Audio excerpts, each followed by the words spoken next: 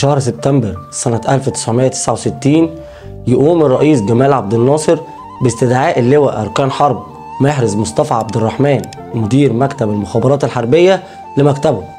وأول ما يوصل اللواء محرز لمكتب الرئيس جمال عبد الناصر يبدأ الرئيس جمال عبد الناصر بالكلام ويقول له: يا محرز، احنا بعد كل عملية بيعملها أولادنا داخل خطوط العدو بيطلع قادة الجيش الإسرائيلي في الإعلام وبيقولوا إنها مجرد عمليات تخريبية واللي بينفذها مجرد مرتزقة، وعشان كده أنا عايز العملية اللي جاية تكون بالنهار، والأهم إنكم ترجعوا وإنتوا معاكم أسير وترفعوا العلم المصري على شرق القناة داخل حصون خط بارليف.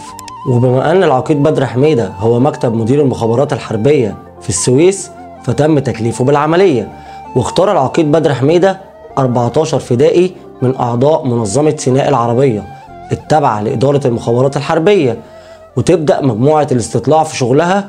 وكان كل يوم فردين من المجموعة بيطلعوا فوق نخلة عالية على غرب القناة من قبل شروق الشمس لحد الغروب، وده عشان يسجلوا كل تحركات الجيش الإسرائيلي.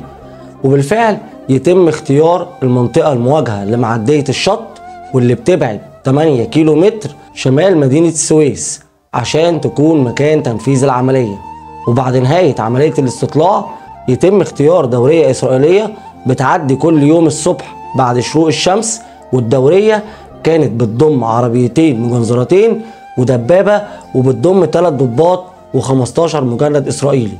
والمشكلة اللي قابلت الفدائيين، ومش بس الفدائيين، دي كانت بتقابل الجيش المصري كله اللي موجود غرب القناة، وهي الأصوات والأضواء اللي بدأوا يشوفوها ويسمعوها وتحركات لجنازير الدبابات والمدرعات خلف خط بارليف. ولما عدى الفدائي مصطفى أبو هاشم والفدائي محمود عواد لشرق القناة اكتشفوا إنها مجرد خدعة من الجيش الإسرائيلي.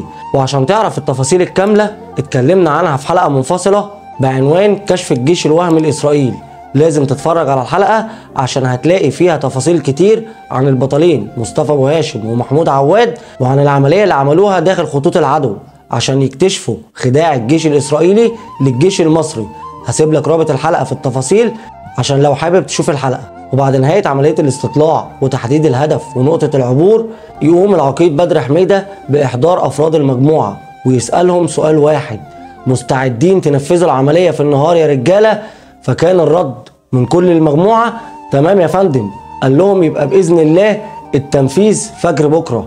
ويبدأ العقيد بدر حميدة إنه يبلغ الأبطال بأوامر الرئيس جمال عبد الناصر وبالتعليمات الأخيرة قبل تنفيذ العملية. وكانت أوامر الرئيس عبد الناصر واضحة وصريحة: العبور في الفجر وزرع الألغام وتدمير الدورية الإسرائيلية والعودة بأسير حي ورفع العلم المصري على خط بارليف. وعلى لسان قناوي أحد الأبطال اللي قاموا بتنفيذ العملية إن التسليح العادي بتاعهم كان بيبقى عبارة عن 4 خزن متثبتين على حزام القايش وخزنة بتكون موجودة في البندقية. لكن العقيد بدر حميدة قال لهم بالحرف الواحد: أنا مش عايز فرح العمدة، وكل واحد خزنتين بس، وأول طلقة تخرج من سلاح مصطفى أبو هاشم ومحدش يضرب قبله، وهيكون معاكم 4 قنابل عشان تزرعوهم و2 سلاح RPG عشان تدمروا الدبابة. ويتم تقسيم الفدائيين ال14 لمجموعات: مجموعة الاقتحام اليمنى واللي كانت بتضم مصطفى أبو هاشم واللي كان قائد العملية ومحمود عواد وأحمد العطيفي، ومجموعة اقتحام يسرى وكانت بتضم سعد البشتلي وإبراهيم سليمان وقناوي. أما المجموعتين اللي كانوا مسؤولين عن حماية وقطع الطريق فكانت بتضم فايز حافظ أمين وأشرف عبد الدايم ومحمود طه وفتحي عوض الله وعبد المنعم خالد وميمي سرحان وغريب محمد وحلمي حفني. وكان غريب وحلمي هما اللي معاهم الRPG. وبعد ما خلص العقيد محرز التعليمات طلب للأبطال عشوة كباب، وكانوا بيعتبروها العشوة الأخيرة: احنا هنعمل عملية في مواجهة العدو وهنشتبك بالذخيرة ومش عارفين مين ممكن يرجع ومين لأ. وأول ما خلصوا العشاء راحوا على نقطة الانطلاق واللي كانت في قرية عامر. وأول ما وصلوا على شط القناة نزل مصطفى أبو هاشم وميمي سرحان ولفوا حبل على وسطهم وعدوا الشاطئ للبر التاني. وبعد كده بدأوا يسحبوا القوارب اللي عليها زمايلهم عشان المية ما تسحبهمش المكان تاني ويتم كشف العملية. وبعد ما عدى الرجالة بسلام للبر التاني كان في اوتاد حاططها الجيش الاسرائيلي بين كل واحد والتاني حوالي 5 متر، ومتوصله ببعضها بسلك رفيع على شكل اعصار، واول ما اي حد يلمسه يدي تنبيه للجيش الاسرائيلي ان في حد بيحاول يعدي الضفه الشرقيه للقناه.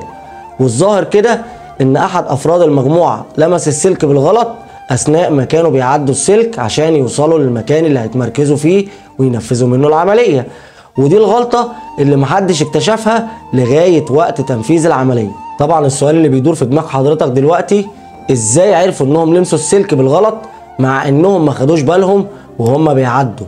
هقول لحضرتك انه اثناء عمليه المراقبه والاستطلاع كانت المسافه ما بين العربيه الاولى والعربيه الثانيه حوالي 4 متر تقريبا، وبرضه كانت هي تقريبا نفس المسافه ما بين العربيه الثانيه وما بين الدبابه. لكن يوم تنفيذ العمليه وصلت المسافه ما بين العربيات لحوالي 10 متر، وده معناه ان الاسرائيليين اكتشفوا عمليه الاختراق وبيحاولوا يبعدوا المسافه عشان يقدروا يأمنوا الدوريه ويكشفوا اكبر مسافه ممكنه. المهم ان الرجاله اول ما عدوا ووصلوا مكان تنفيذ العمليه بدأ الافراد المسؤولين عن زرع الالغام في تنفيذ مهمتهم وزرع الالغام الارضيه، وكانوا بيحطوا لغمين فوق بعض عشان خاطر تكون القوه التدميريه كبيره. واول ما وصلت الدوريه الاسرائيليه كان في ضابط و2 جنود ماشيين على رجليهم قدام الدوريه، وكل واحد فيهم معاه كلب حرب واللي بيكون مدرب على كشف الالغام، وبالفعل يكشف احد الجنود الاسرائيليين مكان للغم، واول ما يوصل للمكان عشان يتاكد من اللغم وقبل حتى ما يلمسه يقوم الفدائي مصطفى ابو هاشم يضرب النار عليه ويموته. ودي كانت الاشاره لجميع الفدائيين انهم يخرجوا من اماكنهم ويبداوا الاشتباك.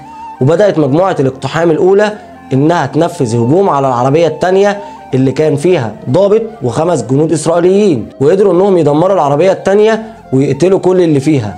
واثناء الاشتباكات تحاول الدبابه الاسرائيليه انها تتقدم من مؤخره الدوريه عشان تشتبك مع الفدائيين، لكن الفدائي حلمي حنفي راح ضاربها بقذيفه RPG وقفها مكانها، وبكده يكون فاضل العربيه الاولى. واول ما يقوم احد الجنود الاسرائيليين بكشف غطا العربيه القماش عشان يضرب الفدائيين المصريين بمدفع الجرينوف اللي موجود في العربيه، يقوم الفدائي محمود طه واللي كان اصغر المشاركين في العمليه وعمره ما كانش يكمل 21 سنه بإلقاء علبة صفيح على الجنود الإسرائيليين في العربية، وافتكر ساعتها الجنود الإسرائيليين إنها قنبلة، فاضطروا إنهم يجروا عشان يصطادهم الفدائيين بكل سهولة. وفي خلال الاشتباكات وكعادة الجندي الإسرائيلي يهرب بعض الجنود ويدخلوا للحفر البرميلية اللي كانت موجودة على الطريق. تفتكر الفدائيين المصريين يسيبوهم؟ أكيد لأ، ويقرر الفدائيين إنهم يصطادوهم واحد واحد بالقنابل اليدوية اللي كانت موجودة معاهم، ويبدأ الفدائيين انهم يشدوا فتيل القنبله اليدويه وبعد كده يدحرجوا القنبله بالدبشك بتاع السلاح للحفر البرميليه زي لعبه الجولف. واول ما يسمعوا صوت صريخ مع صوت الانفجار يعرفوا ان كان في جندي اسرائيلي مستخبي ومات. الفدائيين قدروا يخلصوا على دوريه اسرائيليه كامله، قدروا يدمروا عربيتين ودبابه ويقتلوا 14 جندي و3 ضباط، وكمان يرجعوا معاهم اسير من سلاح المهندسين اللي كانوا ماشيين قدام الدوريه، وكل ده في 9 دقايق بس. وطبعا وبعد القضاء على الدوريه الاسرائيليه كان فاضل اهم هدف في العمليه وهو تثبيت العلم المصري. وعشان الرجاله كانوا عارفين انهم هيثبتوا العلم المصري بعد تنفيذ العمليه، كان الفدائي مصطفى ابو هاشم مجهز حفره قبل تنفيذ العمليه، وقدروا انهم يثبتوا علم لمصر بطول 6 متر على خط بارليف. وكان لازم تتم عمليه الاخلاء والعوده بسرعه، لان اكيد الجيش الاسرائيلي هيبعت طيارات عشان تمشط المنطقه، وده بالفعل اللي حصل.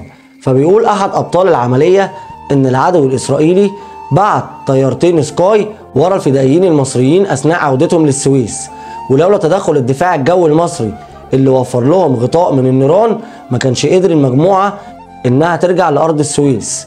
واول ما توصل مجموعه الفدائيين بسلامه لارض السويس يتم تسليم الاسير واللي توفى بعد كده بسبب الاصابه اللي حصلت له اثناء الاشتباكات.